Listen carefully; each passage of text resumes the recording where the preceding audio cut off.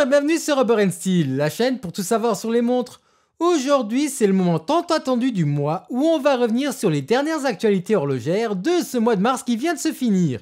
Et comme vous le savez bien, il y a les Watches and Wonders qui ont eu lieu fin du mois de mars et du coup ça nous fait beaucoup d'actualités à voir aujourd'hui. Et je vous rassure, on ne va pas que parler de Rolex et de Tudor, bien au contraire, on va avoir beaucoup d'autres actualités qui sont passées sous les radars, donc restez bien jusqu'à la fin pour ne rien rater. Ceci étant dit, on va rentrer au cœur de l'horlogerie.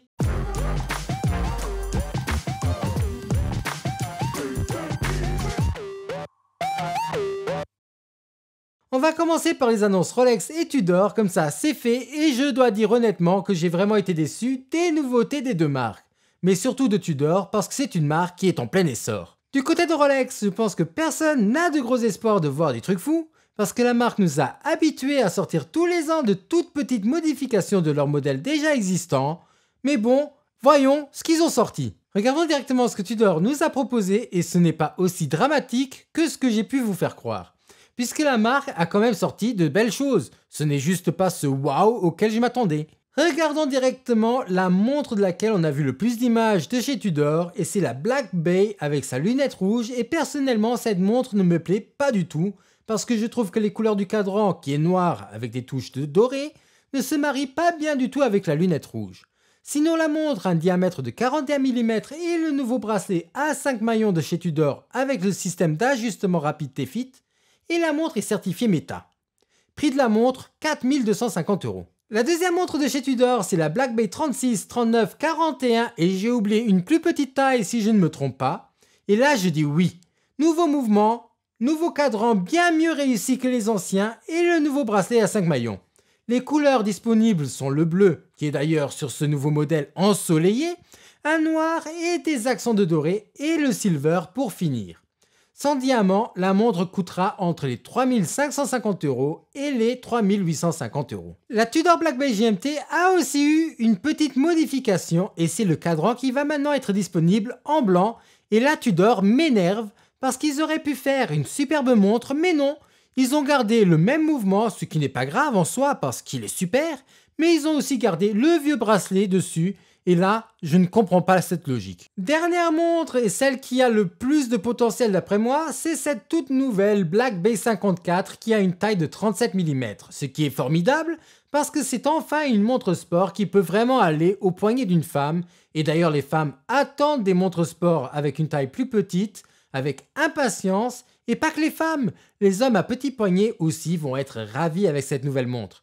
Sinon, mouvement maison et nouveau bracelet et le prix de la montre est de 3 650 €, donc pas très cher pour une montre Tudor étanche à 200 mètres et avec un mouvement maison. Passons du côté de chez Rolex et là je ne vais que revenir sur 3 sorties que je trouve un peu plus intéressantes. La première, c'est celle qui m'a le plus surpris, c'est cette nouvelle Rolex 1908. Montre classique mais classiquement magnifique avec ses 39 mm de diamètre et son sous-cadran des secondes à 6 heures. Bien sûr, la montre est en or et vient sur bracelet en cuir avec une boucle déployante qui est elle aussi en or. Et petite cerise sur le gâteau, le mouvement peut être aperçu à l'arrière de cette montre, ce qui est une première chez Rolex. D'ailleurs, ils ont aussi mis le mouvement apparent sur un deuxième modèle duquel on va venir parler tout de suite après.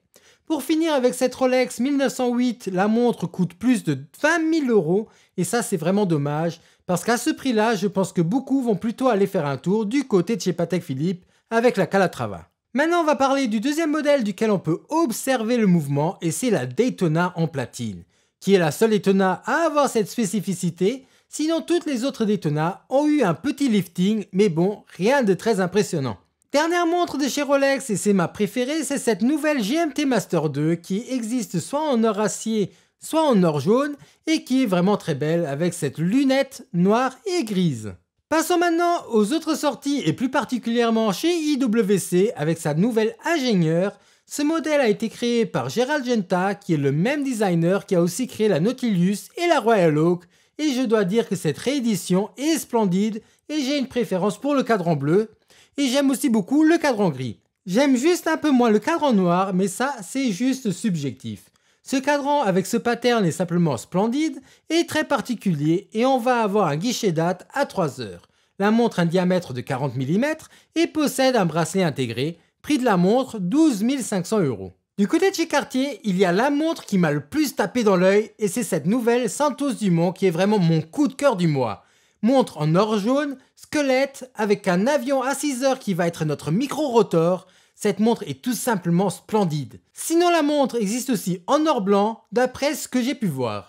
Vacheron Constantin de son côté sort une Over 6 avec une date rétrograde et une phase de lune à 6 heures qui est complètement folle. Oris a sorti une ProPilot en verre en collaboration avec Kermit et le verre de ce cadran est vraiment fait pour l'été. Et un des jours du mois, c'est la tête de Kermit à 6 heures, donc une montre super fun. Patek Philippe a sorti une magnifique Aquanaut à calendrier annuel et phase de lune à 12 heures qui est splendide avec son boîtier en or jaune et son cadran bleu qui va être exactement de la même couleur que le bracelet. DB Thune a sorti une montre qui s'appelle la DBD Saison 2 qui est simplement spéciale avec juste de petites ouvertures qui permettent de voir les différentes complications de la montre.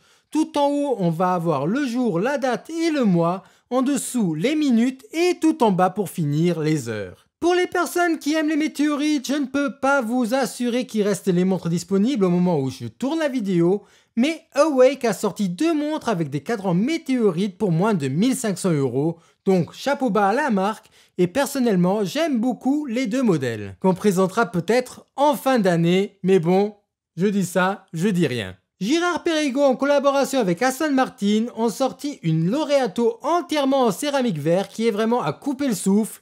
Et en plus la montre existe en 2 tailles différentes, le 38 mm et le 42 mm, donc de quoi aller à tous les poignets. Charlie Paris a sorti une nouvelle collection de montres qui s'appelle Alliance, avec des montres plus simples et d'autres un peu plus compliquées avec la date à 3 heures et la phase de lune à 9 heures, et tout ça pour un prix raisonnable, si on peut dire par rapport à la marque, puisque la montre coûte quand même 1900 €. Et là pour finir, je voulais vous parler de Chanel qui a sorti une montre what the fuck qui ne passe pas inaperçue, avec son boîtier qui du côté droit va partir en construction Minecraft avec des structures en cube blanc, que je trouve personnellement très intéressante, mais que je n'achèterai jamais. Voilà, ceci conclut cette vidéo. Si elle vous a plu, n'oubliez pas de la liker, commenter et de vous abonner si ce n'est pas encore fait. Et sur ce, je vous dis à la semaine prochaine pour une nouvelle vidéo. Au revoir.